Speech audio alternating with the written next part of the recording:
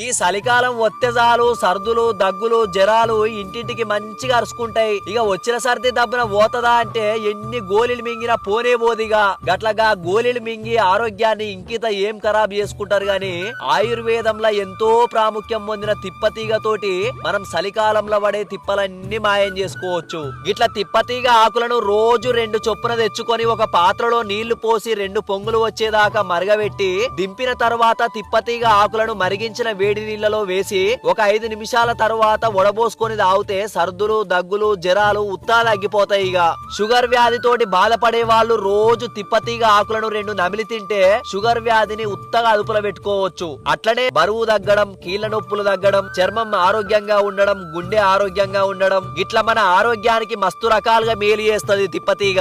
చిన్న ముచ్చట ఏందంటే తిప్పతీగ కషాయాన్ని తిప్పతీగ ఆకులను పాలిచ్చే తల్లులు గాని గర్భవతులు గాని తీసుకోకూడదు.